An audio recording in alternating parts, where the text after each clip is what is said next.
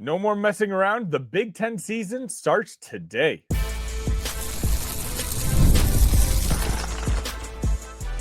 You are Locked On Illini, your daily podcast on the Illinois Fighting Illini. Part of the Locked On Podcast Network, your team every day. Welcome all to another edition of Locked On Illini. Thank you all so much for making us your first listen each and every day, and for making the Locked On Sports Network the number one sports network in the world. Today's episode is brought to you by Game Time. Download the Game Time app, create an account, and use code Locked On College for $20 off of your first purchase. My name is Sonny Verma, your host here at Locked On, where I continue to provide you coverage each and every day. Everything you see, everything you hear is absolutely free. But if you're feeling nice and if you want to hit that like button on this video, I would appreciate it. I promise it's a good one.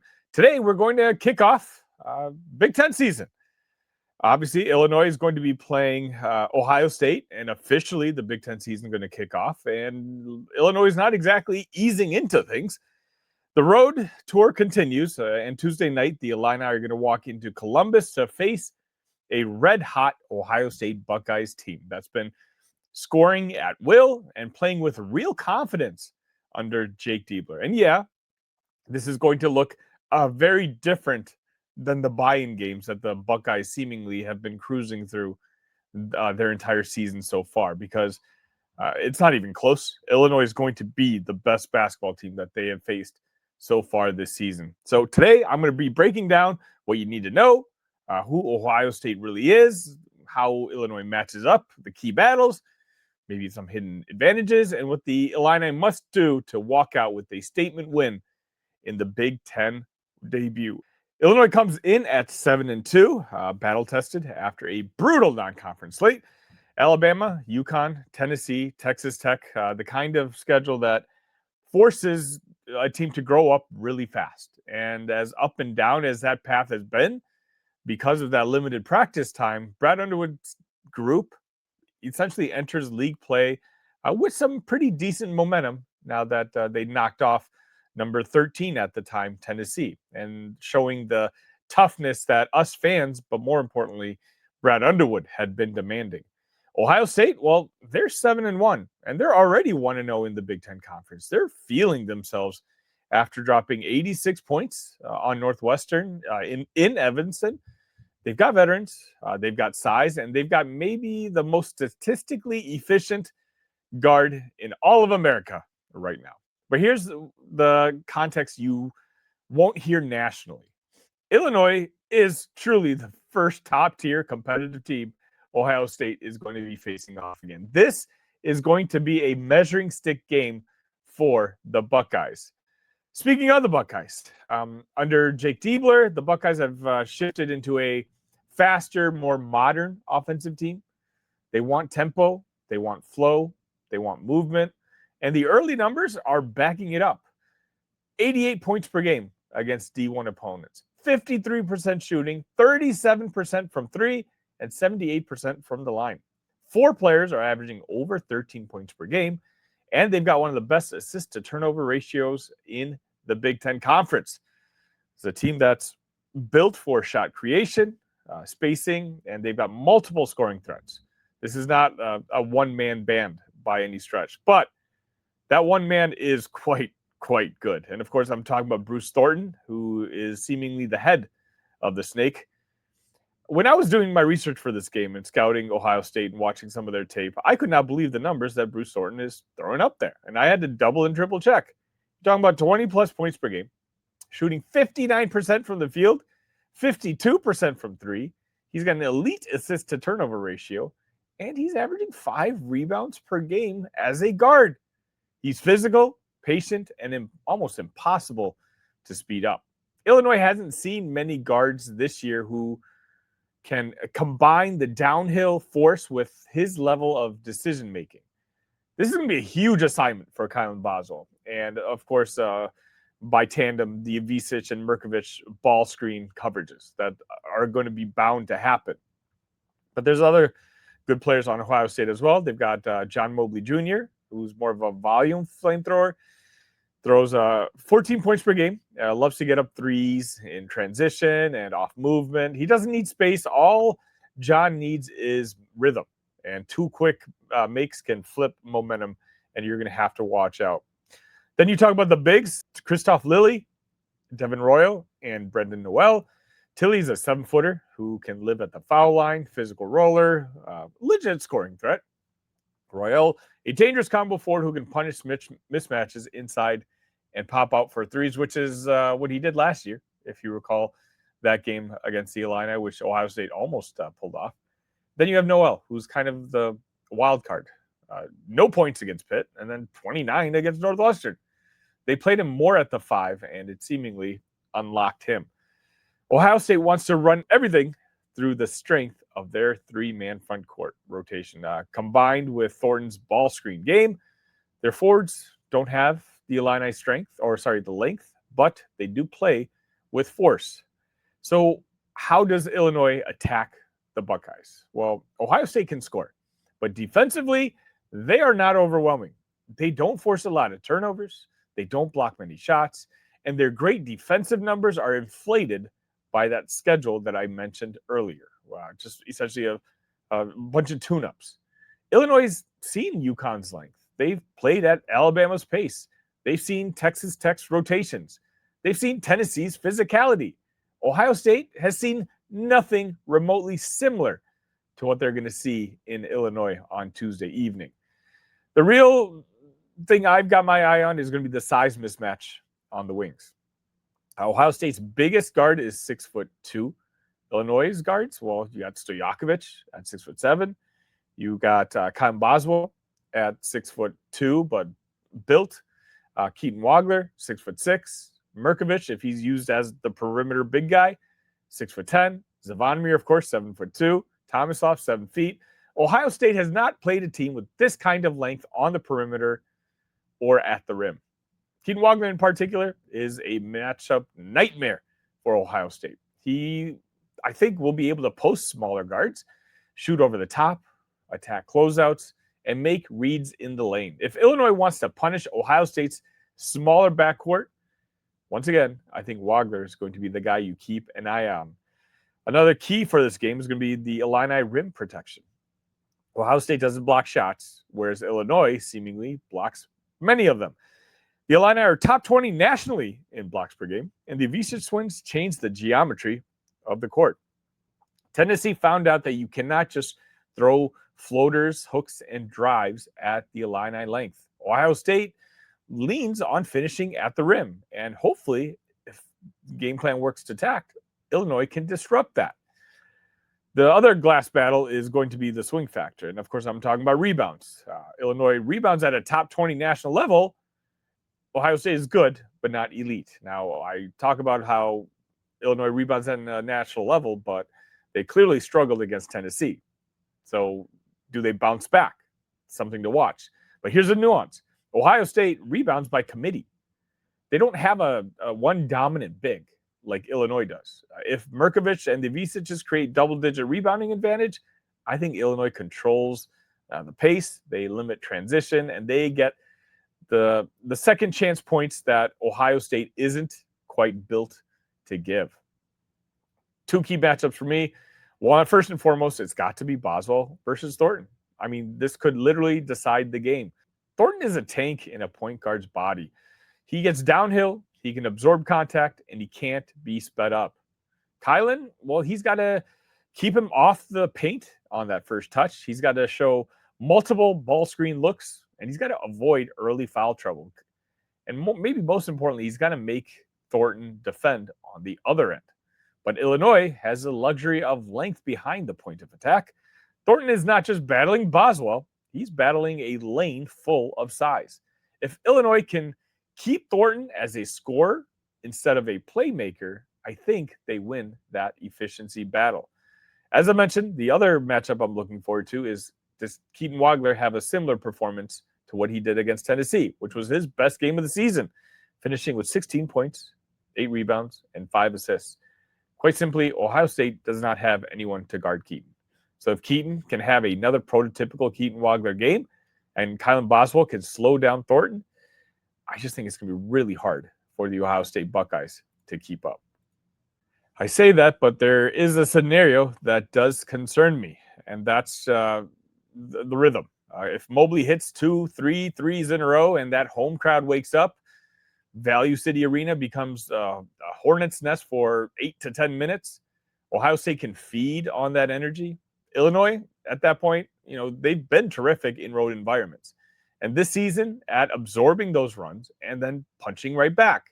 If Illinois controls Mobley or Royals' attempts and doesn't allow clean rhythm looks in transition, I think they're going to take a huge aspect of Ohio State's chances to win with them. Let me know what you think. Give me a score prediction in the comment section. Does Illinois go 1-0 in the Big Ten Conference? As of this recording, they're 3.5-point favorites. I think that's a pretty good number. Let me know what you think. The holidays come with two big goals: feeding people well and finding gifts they'll actually love. And when you want both handled in one move, Omaha Steaks is the way to go. From hosting to gifting, they deliver the world's best steak experience right to your door. Because during the Sizzle All the Way sale, you can stock up and save in a big way. 50% off site-wide at omahasteaks.com. And it gets even better. Locked On College listeners get an extra $35 off with code COLLEGE at checkout. Just think about it. I love how easy it is to gift. It shows up, it's frozen, it's packed beautifully, and it's ready to cook. And they give you so many options: fillets, burgers, comfort meals, sides, desserts. You can build a box for anyone. Save on gourmet gifts and more holiday favorites with Omaha Steaks. Visit omahasteaks.com for 50% off site-wide during their Sizzle All the Way sale. And for an extra $35 off, use promo code COLLEGE at checkout. Terms apply. See site for details. That's omahasteaks.com, code COLLEGE. And welcome back. The 8-4 Illini are going to be facing off against the 8-4 Tennessee Volunteers in the Music City Bowl in Nashville. A lot of you guys called me out on Sunday. I don't know why I kept calling it the Motor City Bowl. I don't know why Detroit is on my mind for some reason, but of course, hand up, that was on me. Obviously, they're going to be going to Nashville to play in the Music City Bowl, and the Illini and Brett Bielema, they're all very excited. I don't think the excitement is shared by the Tennessee Volunteer fans, who apparently did not have some good experiences out in Nashville, but that's their problem. Illini fans, we can't wait. It's going to be on December 30th at 4:30 p.m. Central Time. Let me know if you plan on going there for the bowl game. I know there's a large Illini contingent there this past Saturday for the basketball game. I wonder if multiple Illini fans are going to be able to make that trek to Nashville essentially twice in a 3-week span. But what I wanted to do is kind of, as we get closer to the date, we'll kind of just cover the Big Ten or against SEC rematch, I guess it is, for Illinois. And we'll talk a little bit more in depth about the game. But there's one thing that just kind of really sticks out to me when it comes to a story about the Music City Bowl. And of course, I'm talking about Luke Altmyer. Is Luke Altmyer going to be playing or not? Well, the story essentially starts with a text message, according to Brett Bielema. Right before he walked into his bowl press conference, he said his phone buzzed. It was a message from Betsy Altmyer, who's Luke Altmyer's mother, and she wrote, half of Mississippi is going to be there in Nashville. That's not just a proud mom texting a head coach. That's a reminder of what this bowl game and bowl games all across the country mean to families all across the country, and the Altmyers and Luke Altmyer included. And Bielema's response was classic Brett Bielema. He joked that he was happy at least one person from Mississippi would be there, which, if you read between the lines, sure sounds like optimism that Luke is going to suit up. Now, to be fair, Brett Bielema didn't come out and announce who is playing or who isn't. He's not going to take that moment away from his seniors, but he did confirm something important, that he's already had individual conversations with the guys who have decisions to make. That includes guys like Luke Altmyer and Gabe Yakis, the players probably with the biggest NFL opt-out questions. And let's be real, Yakis is the only Illini projected right now as a top 3 round draft pick. So I think his decision more than anyone else's carries weight. But the way Bielema has described these conversations gives us insight to his philosophy. He's not pushing, he's not pressuring. He's laying out facts, data, and perspective, and letting each player reach their own conclusions. That's important because these aren't easy calls.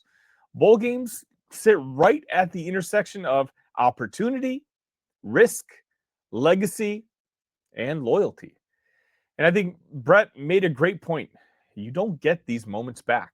He talked about how former Illini players, guys who have made it to the NFL, come back and consistently say the same thing. The relationships you build in college football are unlike anything else that you can get later. And Brett wants his seniors to understand that. Yes, the NFL is the dream. Yes, you have to weigh your future. But there's something powerful about getting one final game with the guys you've gone to battle with for years. So let's talk about Luke specifically, because his situation isn't just about a bowl game. I mean, with Luke, there's some extra storylines attached. If you think about it, if Luke decides to play, remember, it was Tennessee that tried to get him. When Nico Iamaleava hit the transfer portal in the spring, Tennessee put on a full court press for Luke Altmyer. They wanted him badly.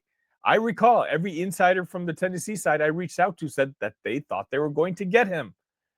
Go back and watch the Locked On Illini during that period. I was a nervous wreck. I didn't want to see Luke leave. But what happened? Well, Luke Altmyer turned them down. Even when there was serious NIL money involved, Luke decided to stay loyal to Illinois. And now, his likely opponent, the last opponent he's going to see in college football, Tennessee. I mean, you can't script this stuff. That's college football 30 for 30 waiting to happen. But when Bielema was asked directly about Luke playing against the Vols, he gave another very Bielema answer. He said he'd never publicly spoken to Luke about those transfer conversations, and he didn't try to speak for him. Do you believe that? I'm 50-50. I'm not sure if that's just coach speak. What he did emphasize, though, is Luke's consistency, his demeanor, his leadership, and just how steady he's been throughout his Illini career. Then Bielema dropped what I think was the most telling line of the presser. He said, to get one more game with him, that's probably one thing I'll cherish more than anything. That's a coach talking about a quarterback who didn't just play well. He, let's be honest, stabilized this program. Luke Altmyer is now the third all-time in Illini quarterback wins. And just think about that. Decades of quarterbacks, and Luke has etched his name into the top tier of program history. And this matchup, an SEC opponent in a city filled with family and hometown fans, against a school that tried to pry him away, this really could be a story full circle moment. Not just for Luke, but for Brett Bielema too.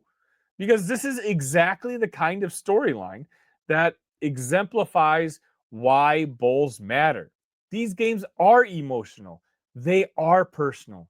Yeah, they're about legacy.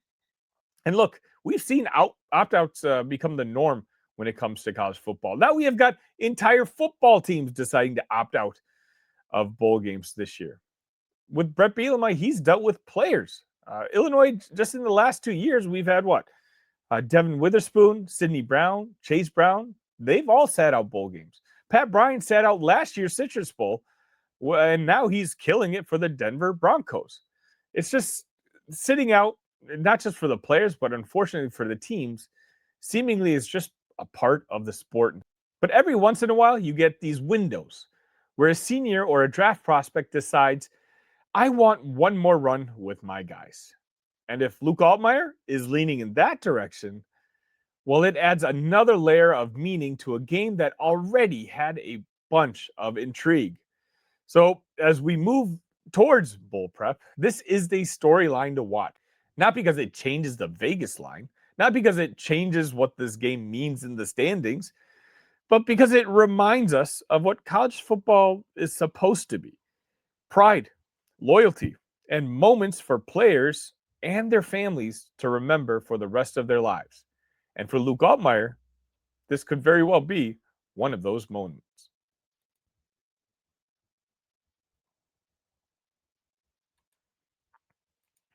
The World Cup is coming back to North America for the first time since 1994.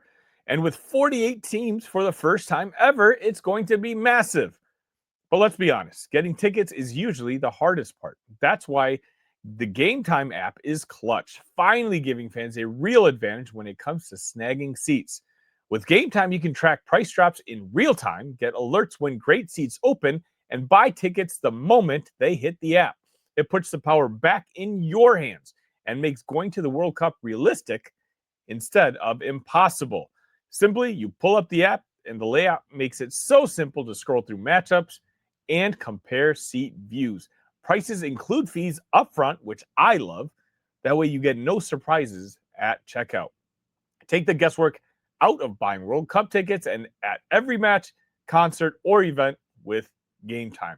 Download Game Time app, create an account, and use code LOCKEDONCollege for $20 off your first purchase. Terms apply. Again, download the app, make an account, and use code LOCKEDONCollege for $20 off. Swipe, tap, ticket, go. Game Time.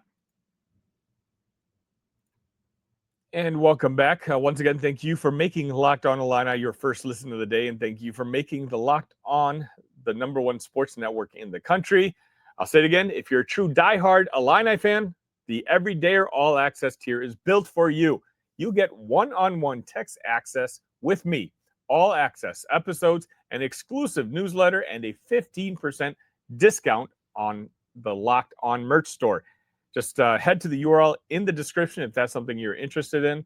I'm super excited that Locked On Illini was picked as one of the shows, so I hope some of you decide to take advantage. The new AP rankings are out, and Illinois is ranked number 13, which, you can be optimistic about. They jump up one spot from last week after a victory against Tennessee, but it was a big week for AP rankings because I think for 21 years straight, the national champion of that eventual season was ranked in the top 12 this week when it comes to the AP poll. So the Illini ranked 13, one spot out from the top 12, which has produced the world champion in the previous 21 years. Now, how do you feel about that? It could just be a random number, a number that really doesn't matter, but still not a number you want to see. And now obviously things are a little different. Illinois has had a very daunting, intimidating non-conference schedule, and I think they performed to pretty much where I expected them to. I think I predicted them to go 2-2 between these four games, and that's exactly what they did. But more importantly, I want to see what the team looks like moving forward. Knock on wood, find wood around you if you're listening to this. The team's starting to look a lot more healthy. You're starting to see what the rotation is going to look like, which players are going to be playing major minutes and which players may not be playing major minutes. And as I mentioned on Monday's episode, it looks like Tomislav Ivicic is healthy. And if Tommy's running at 100%, then I really think that the combination between him and what Colin Boswell are going to do together as captains, also supplemented by Keaton Wagler and David Mirkovic as freshmen, and the breakout games that they're going to have, that I still believe that Illinois has as high of a ceiling as anybody in the country. And I know that's kind of a running joke at this point, especially from last year, where a lot of Illini fans, and me included, hand up, said the same thing, that if everything goes right for that Illini team, that they can compete with anybody. But I feel like in the back of our minds, we knew the volatility of being led by KJ and Will Riley, that maybe the ceiling was a little bit more limited than we gave credit to. I'm being honest with you when I say I don't have that feeling about this team. I think we're going to get a good glimpse of it on Tuesday evening against Ohio State. If this team plays the type of offense it's capable of playing, I just don't know how Ohio State's going to be able to stop them. But if all of a sudden Illinois has one of those games where they shoot 26% from three-point land and they're not able to get the rebounding, and that rebounding hangover carries over from that Tennessee game, and the Buckeyes get hot, as I mentioned in the first segment, Well, then all of a sudden, Illinois is in danger of being upset. I understand it's a game on the road, but you're only 3.5-point favorites. Ohio State has played really well so far this season. They just haven't played opponent up to Illinois' capabilities yet. But that doesn't mean that they can't handle it. But I'm just looking forward to it because, again, as much as I love seeing these tough non-conference battles, I also enjoy watching the Big Ten battles. I think, Illinois looks like, Michigan and Purdue look like they're going to be really challenging teams this year. And I didn't even mention Michigan State. I think Illinois is right in that crowd. Michigan looks like they're kind of running away from folks right now, but things happen. The season is very long. Illinois needs to keep up. They need to stay within striking distance. And then you got that matchup, February 27th in Champaign against Michigan. I genuinely believe that this is going to be one of the more entertaining Big Ten seasons that we've had in recent memories, just because while there's no elite team like the Purdue teams from the last couple of years, but there's a bunch of really, really good teams. And I am genuinely saying between the four that I mentioned just a minute ago, I don't know which one necessarily is the favorite. Probably Michigan, but then you still have Purdue and the two All-Americans and one of the best coaches in the country. Then you have Tom Izzo, who just continues to work magic long after people thought maybe he was done. Then you have Brad Underwood, who 1 through 8, 1 through 9 might have the most talented team of the bunch. We'll find out exactly what happens. And again, I can't wait. The Big Ten season kicks off for the other Big Ten teams have already started their Big Ten schedules. Illinois plays Ohio State Tuesday night, and then they're going to be playing Nebraska on Saturday. Just a friendly reminder, not that I have to tell you, but if you're new to the channel for any reason, make sure you're subscribed because I'm going to go live immediately after the game against the Buckeyes. We'll talk about what we liked, what we didn't like, and my everydayers in here will tell you. Let me know if you're an everydayer. Sometimes we have a therapy session together. Sometimes we all celebrate together. But either way, for 24 hours, or watch me sit in front of a camera and vent and tell you what I thought of the game. And I love to hear your thoughts too. Those post-game shows go over a lot of your comments in the chat as well. But that's going to wrap it up for today's edition of Locked On. Thank you again for making us your first listen. So much content for you this week. Obviously, we're covering the start of Big Ten season. Then every day, or maybe every other day or so, I'm going to cover a different story about this Tennessee-Illinois matchup at the Music City Bowl. Again, repeat myself. If there's a storyline that you want me to cover, please let me know. Reach out to me at talkillini@gmail.com. And I'll say it again. If you are a loyal, diehard everydayer, look into one of the Everydayer Club access levels that the company is now offering. I'm really excited about the opportunity. Look into it if that's something you might be interested in. But that's going to wrap it up for today. Until next time, ILL. Love you guys.